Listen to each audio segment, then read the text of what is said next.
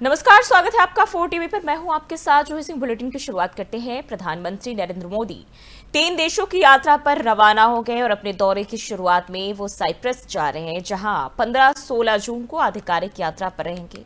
ये यात्रा साइप्रस के राष्ट्रपति निकोस क्रिस्टोडोलाइड्स के आमंत्रण पर हो रही है। प्रधानमंत्री मोदी और राष्ट्रपति क्रिस्टोडोलाइड्स के बीच द्विपक्षीय संबंधों और मजबूत करने के लिए कई महत्वपूर्ण मुद्दों पर चर्चा की जाएगी, जिसमें व्यापार, निवेश, शिक्षा और सांस्कृतिक सहयोग शामिल है। साइप्रस से यात्रा के बाद प्रधानमंत्री मोदी कनाडा पहुंचेंगे, जहां वे 16 और 17 जून को आयोजित हो रहे G7 शिखर सम्मेलन में भी भाग लेंगे। हालांकि भारत G7 का सदस्य नहीं है, लेकिन प्रधानमंत्री मोदी को विशेष आमंत्रित अतिथि के रूप में बुलाया गया है।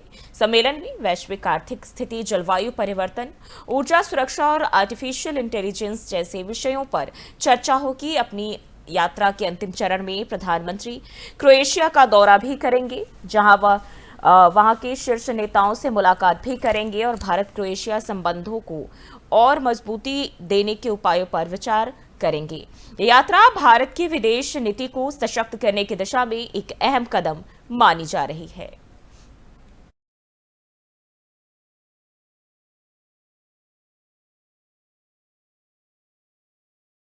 और दिल्ली की मुख्यमंत्री रेखा गुप्ता ने अपने दौरे के दौरान करनाल शहर की प्रशंसा करते हुए कहा कि यह शहर बहुत ही साफ सुथरा है और यहाँ की व्यवस्था अनुकरणीय है। यह देखकर खुशी होती है कि हरियाणा और विशेष रूप से करनाल तेजी से प्रगति कर रहे हैं। उन्होंने कहा कि दिल्ली और हरियाणा के बीच मजबूत संबंध है, जो दोनों राज्यों के विकास में सहायक है। दिल्ली को हरियाणा से हमेशा सहयोग मिलता रहा है और मुझे विश्वास है कि यह साझेदारी भविष्य में भी बनी रहेगी। उन्होंने कहा कि मुख्यमंत्री गुप्ता ने पंजाब राज्य की स्थिति पर भी चिंता जताते हुए कहा कि कुछ शक्तियां पंजाब में ऐसी ग्रहण की तरह बैठी हैं, जो राज्य के विकास में बाधा बनी हुई है। ना तो पंजाब आगे बढ़ पा रहा है और ना ही वह अन्य राज्यों के साथ उचित समन्वय कर पा रहा है। उन्होंने पंजाब सरकार से आग्रह किया है कि वो अपनी नीतियों में बदलाव लाए और राष्ट्रीय हित को प्राथमिकता दे। उन्होंने ये भी कहा कि अगर सभी राज्य आपसी सहयोग और समन्वय से काम करें तो देश का समग्र विकास संभव है। उनका यह दौरा क्षेत्रीय एकता और विकास की दिशा में एक सकारात्मक संदेश लेकर आया।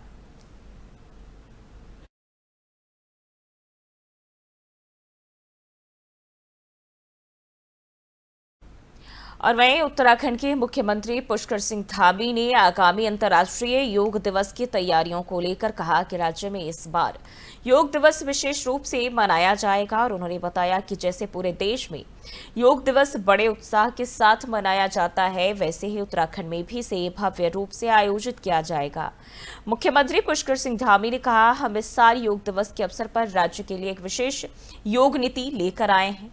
इस नीति का उद्देश्य न केवल योग को जीवन शैली का हिस्सा बनाना है, बल्कि इसे राज्य की प्रगति, समृद्धि और रोजगार का माध्यम भी बनाना है। उन्होंने आगे बताया कि राज्य सरकार कई नवाचारों पर काम कर रही है, जिससे योग और वेलनेस पर्यटन को बढ़ावा मिले। उत्तराखंड, जो कि आध्यात्मिक और प्राकृतिक दृष्टि से समृद्ध है, योग के लिए एक आदर्श स्थल बन सकता है। मुख्यमंत्री ने कहा कि सरकार का प्रयास है कि युवाओं को योग और वेलनेस के क्षेत्र में प्रशिक्षण देकर उन्हें स्वरोजगार के अवसर दिए जाएं। उनका मानना है कि योग सिर्फ एक व्यायाम नहीं, बल्कि जीवन जीने की एक कला है और ये पहल राज्य को नई दिशा दे सकती है।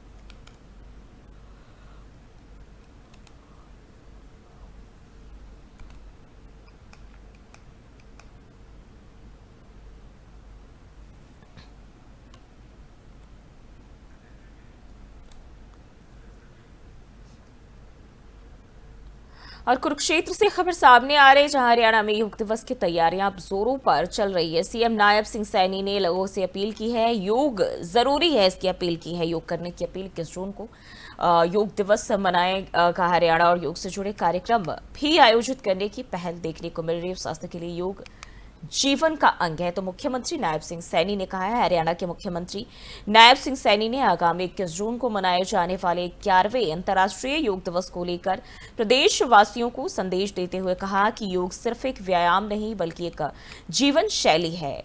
उन्होंने बताया कि राज्य सरकार ने इस विशेष दिवस की तैयारी 27 मई से ही शुरू कर दी थी, यानी पूरे 25 दिन पहले ही हरियाणा के विभिन्न विभागों, स्वयंसेवी संस्थाओं यानी कि एनजीओज और संगठनों के माध्यम से योग से जुड़े कार्यक्रमों की श्रृंखला चलाई जा रही है। मुख्यमंत्री सैनी ने कहा कि 21 जून को पूरा हरियाणा प्रदेश इस योग दिवस को एक महोत्सव के रूप में मनाएगा।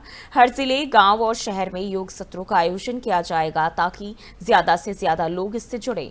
उन्होंने ये भी बताया कि योग से न केवल शारीरिक स्वास्थ्य बेहतर होता है बल्कि मानसिक संतुलन भी बना रहता है। मुख्यमंत्री ने प्रदेश के नागरिकों से आह्वान किया कि वे योग को अपने जीवन का अभिन्न अंग बनाएं।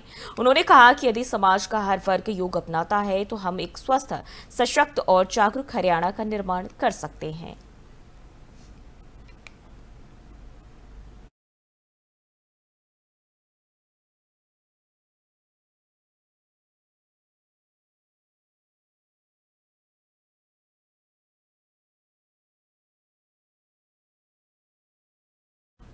और एक और बड़ी खबर सामने आ रही, डोनाल्ड ट्रंप ने ईरान को दी धमकी, तबाही तय। अमेरिका की तरफ से यह धमकी, अमेरिकी सैनिक तानाशाहों को नष्ट करने में सक्षम है, हमारी सेना कभी नहीं हारेगी। डोनाल्ड ट्रंप ने कहा है जंग में उतरने से नहीं हिचकिचाएंगे अमेरिकी सैनिक। तो अब अमेरिकी सैनिक तानाशाहों को नष्ट करेगी। डोनाल्ड ट्रंप ने कहा है हमारी सेना कभी नहीं हारेगी।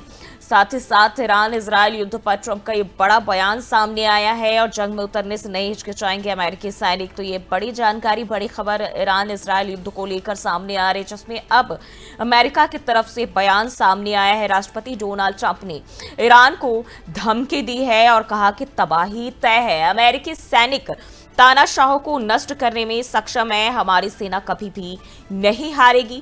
डोनाल्ड ट्रंप ने यह बड़ा बयान दिया है। अमेरिका की तरफ से यह बड़ा बयान सामने आया है ईरान इजरायल युद्ध पर। जिस तरीके से देखें, लगातार इस वक्त ईरान और इजरायल के बीच तनाव अपने चरम सीमा पर है और ऐसे में दोनों ही देशों के बीच जो स्थिति है वो बेहद तनावपूर्ण देखने को मिल रही है और इसमें तमाम जो देश है वो कहीं ना कहीं शांति वार्ता की अपील कर रहे हैं। और अब अमेरिका की तरफ से ये बड़ा बयान सामने आया है और कहा कि जंग में उतरने से नहीं हिचकिचाएंगे अमेरिकी सैनिक। इजरायल ईरान युद्ध पर ट्रंप का, राष्ट्रपति ट्रंप का ये बड़ा बयान, अमेरिका की तरफ से डोनाल्ड ट्रंप ने ईरान को धमकी दी है और कहा कि तबाही तय, यानी कि अगर ईरान की तरफ से पहल नहीं, सहयोग नहीं दिखाई जाती है तो कहीं ना कहीं इसका जो वो परिणाम है वो भुगतना पड़ेगा। तो ये खबर सामने आ रही है जब अमेरिका की तरफ से अब इसमें एंट्री और बड़ा बयान अमेरिकी राष्ट्रपति डोनाल्ड ट्रंप ने इसको लेकर दिया है।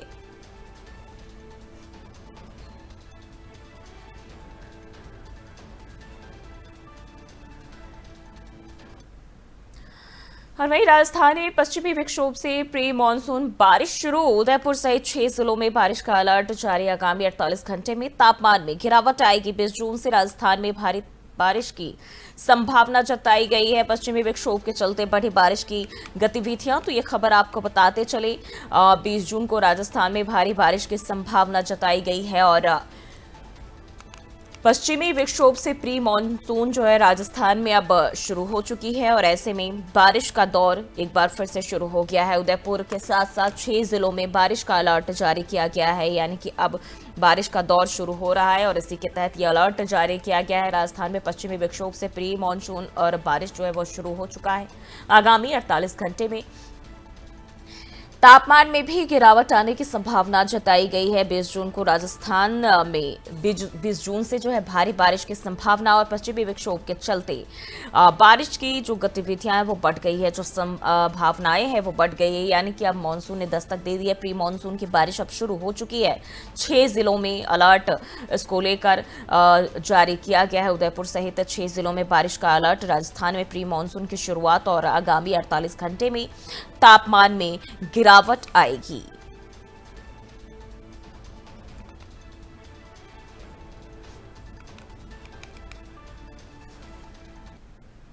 और मध्य प्रदेश के पचमढ़ी से खबर सामने आ रही, जहां सीएम मोहन यादव ने योग किया है। पचमढ़ी में बीजेपी सांसदों और विधायकों ने भी इसमें हिस्सा लिया। योग से शारीरिक और मानसिक स्वास्थ्य को लाभ, सीएम ने कहा है।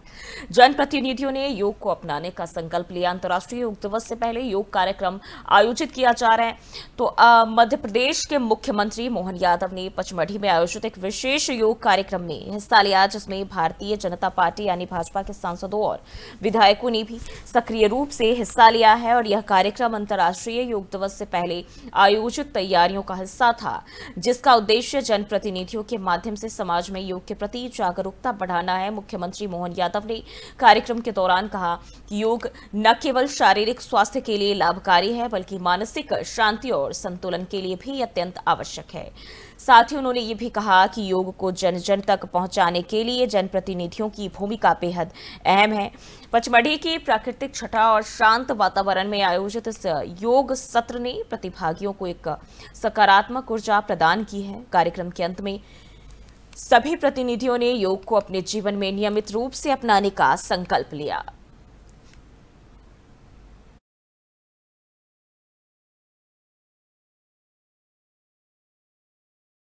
और उत्तराखंड के मुख्यमंत्री पुष्कर सिंह धामी ने रुद्रप्रयाग जिले में हुई एक हेलीकॉप्टर दुर्घटना पर गहरा शोक जताया और उन्होंने ट्वीट कर कहा, रुद्रप्रयाग जिले में हेलीकॉप्टर दुर्घटना की बहुत दुखद खबर मिली है और एसडीआरएफ, स्थानीय प्रशासन और अन्य बचाव दल और राहत बचाव दल जो है कार्यों में लगे हुए हैं। मैं बाबा केदार से सभी यात्रियों की सुरक्षा के लिए प्रार्थना करता हूं। मुख्यमंत्री ने अधिकारियों को निर्देश दिए हैं कि राहत एवं बचाव कार्यों में कोई कमी न रह जाए और प्रभावितों को हर संभव सहायता प्रदान की जाए। उन्होंने कहा कि राज्य सरकार पूरी स्थिति पर नजर बनाए हुए और आवश्यक संसाधनों को तत्काल मौके पर भेजा जा रहा है। और ये घटना उस समय हुई है जब केदारनाथ यात्रा के दौरान हेलीकॉप्टर सेवाओं का संचालन भी किया जा रहा था। मुख्यमंत्री ने कहा कि प्रशासन और सुरक्षा एजेंसियां मिलकर कार्य कर रही है ताकि घायलों को जल्द से जल्द इलाज मिल सके और स्थिति को सामान्य किया जा सके। साथ ही उन्होंने लोगों से अपील भी की है कि अफवाहों पर ध्यान न दें और प्रशासन के द्वारा जारी की जा रही आधिकारिक जानकारी पर ही भरोसा करें। सरकार स्थिति पर लगातार नजर बनाए हुए हैं और हर संभव प्रयास भी किया जा रहा है।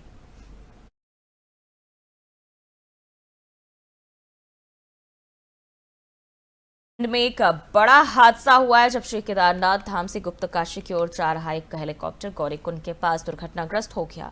उत्तराखंड नागरिक उड्डयन विकास प्राधिकरण यानी कि यूसीएडीए के द्वारा दी गई जानकारी के अनुसार हेलीकॉप्टर में कुल 7 लोग सवार थे, जिनमें पायलट समेत 6 यात्री थे। यात्रियों में 5 वयस्क और एक बच्चा शामिल है। ये यात्री उत्तराखंड, उत्तर प्रदेश, महाराष्ट्र और गुजरात से संबंधित बताए जा रहे हैं। दुर्घटना की सूचना मिलते ही राहत और बचाव कार्यों के लिए एनडीआरएफ और एसडीआरएफ की टीमें तत्काल घटनास्थल की ओर रवाना कर दी गई थी। स्थानीय प्रशासन भी मौके पर मौजूद रहे और स्थिति की लगातार निगरानी भी की जा रही है। मुख्यमंत्री पुष्कर सिंह धामी ने दुर्घटना पर गहरा शोक जताया और बाबा केदारनाथ से सभी यात्रियों की कुशलता की प्रार्थना भी की है। और उन्होंने अधिकारियों को निर्देश दिए हैं कि बचाव कार्य में कोई कोताही ना हो और घायलों को शीघ्र ही इलाज मुहैया कराई जाए। सरकार स्थिति पर पूरी तरह से नजर बनाए हुए और हर संभव मदद भी की जा रही है।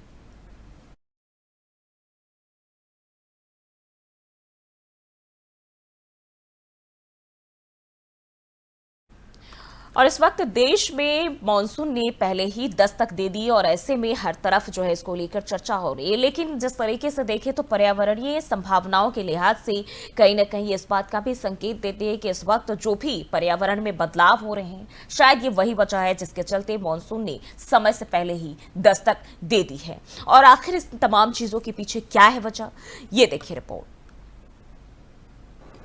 भारत में इस साल मानसून की शुरुआत समय से पहले ही हो गई है। देश के कई राज्यों में तो पहले से ही बारिश हो रही है। दिल्ली एनसीआर में लगातार नौतपा बेअसर रहा है और इसके अलावा मौसम विभाग यानी आईएमडी ने देश के कई हिस्सों में आंधी, तूफान, तेज हवाओं और भारी बारिश का अलर्ट जारी किया है। वहीं केरल और महाराष्ट्र में तो मानसून ने पहले ही दस्तक दे दी है। आपको बता दें कि हर साल देश में मानसून 1 जून या उसके बाद से शुरू होता था, लेकिन इस बार पहले ही मानसून की शुरुआत हो चुकी है। समय से पहले मानसून आने का कारण। देश में समय से पहले मानसून के आने के पीछे कई मौसम और जलवायु कारक जिम्मेदार होती हैं। इनमें समुद्री सतह का तापमान एक महत्वपूर्ण भूमिका निभाता है, क्योंकि गर्म समुद्री पानी से वाष्प का उत्सर्जन बढ़ता है, जिससे मानसून सक्रिय होता है। मौसमी हवाओं का व्यवहार भी मानसून की दिशा और गति को प्रभावित करता है। मेडीन जूलियन ऑसिलेशन (एमजेओ) जैसे कारक जो वायुमंडल में हवा के दबाव में उतार चढ़ाव को बताता है, मानसून की तीव्रता और समय को नियंत्रित करते हैं। इसके अलावा एल नीनो और ला नीना जैसे प्रभाव भी मानसून की गति पर प्रभाव डालते हैं। वायुमंडलीय दबाव में बदलाव जैसे उष्णकटिबंधीय क्षेत्र में उच्च या निम्न दबाव मानसून को तेज या धीमा कर सकते हैं। इसके साथ ही जलवायु परिवर्तन के कारण तापमान और हवाओं के पैटर्न में बदलाव हो रहे हैं, जो मानसून के असामान्य व्यवहार का कारण बन रहे हैं। ये सभी कारक मिलकर मानसून के समय से पहले या विलंब से आने में भूमिका निभाते हैं। इसलिए मौसम विभाग लगातार इन प्रणालियों पर नजर रखता है। समुद्री सतह का तापमान। आपको बता दें कि जब अरब सागर और बंगाल की खाड़ी में समुद्री सतह का तापमान नॉर्मल से ज्यादा हो जाता है, तब ऐसे में हवा का बहाव स्थल की ओर होता है और मानसून जल्दी शुरू हो जाता है, क्योंकि समुद्री सतह का तापमान हवाओं में नमी को बढ़ाता है, जिससे मानसून के लिए अनुकूल स्थिति बनती है। मौसमी हवाओं का व्यवहार। मानसून की ज्यादातर निर्भरता दक्षिण पश्चिमी हवाओं पर होती है, इसलिए जब भी जेट स्ट्रीम या फिर दूसरी वैश्विक हवाएं समय से पहले दक्षिण की तरफ खिसकती हैं, तो मानसून की शुरुआत जल्दी हो जाती है। वायुमंडलीय दबाव में बदलाव। जब भारतीय उपमहाद्वीप पर हवाओं का दबाव कम हो जाता है, तो हवाओं का बहाव समुद्र से स्थल की तरफ होने लगता है। इससे मानसून की शुरुआत पहले ही हो जाती है। जलवायु परिवर्तन। धरती पर तेजी से बढ़ रहे ग्लोबल वार्मिंग के कारण मौसम के पैटर्न में बदलाव हो रहा है, जिससे तापमान में बढ़ोतरी और बारिश के पैटर्न प्रभावित हो रहे हैं। इससे भी समय से पहले मानसून आ सकता है। क्यों नहीं तप रहा नौतपा मरता है और इससे गर्मी की संभावना बढ़ जाती है और अत्यधिक गर्मी के कारण पृथ्वी पर हवा का दबाव कम हो जाता है और हवाएं ऊपर की तरफ चलने लगती हैं। उसे भरने के लिए समुद्री हवाएं भारत में प्रवेश करती हैं और वर्षा करती हैं, लेकिन इस बार समय से पहले समुद्री हलचल के कारण समुद्री हवाओं को बहाव भारत की ओर पहले हो गया, जिसके कारण नौतपा का असर नहीं दिख रहा है। वैज्ञानिकों ने बताई ये वजह। मौसम वैज्ञानिकों के मुताबिक भारत में नौतपा के बेअसर होने का मुख्य कारण अरब सागर और बंगाल की खाड़ी में नमी का बढ़ना है। इसी दौरान समुद्र का टेम्परेचर सामान्य से अधिक रहा, जिसके कारण मानसूनी हवाएं तेजी से सक्रिय हो गईं। फिर पश्चिमी हवाएं चली और चक्रवाती हलचलों ने भी मानसून को बढ़ने में मदद की। इसके अलावा दुनिया भर में होने वाला जलवायु परिवर्तन भी मौसम के इस पैटर्न में बदलाव का एक बड़ा कारण बन रहा है। जलवायु परिवर्तन के चलते समुद्री और वायुमंडलीय परिस्थितियों में जो बदलाव आ रहे हैं, उनका सीधा असर मानसून पर देखने को मिल रहा है। इस बार जल्दी शुरुआत इसी का उदाहरण है। तो आपने देखा कि कैसे समुद्र का तापमान, वायुमंडलीय दबाव और हवाओं की दिशा मानसून के समय को तय करते हैं। लेकिन इसका मतलब यह भी है कि अगर हम प्रकृति के साथ सामंजस्य नहीं बनाएंगे, तो ऐसे बदलाव और अधिक खतरनाक हो सकते हैं। पर्यावरण की रक्षा करना अब सिर्फ जिम्मेदारी नहीं, जरूरत बन गया है। प्रकृति की चेतावनी समझिए और समय रहते संभलिए। बुलेटिन में फिलहाल के लिए बस इतना ही। देश और दुनिया की तमाम खबरों के लिए देखते रहिए 4 टीवी न्यूज़।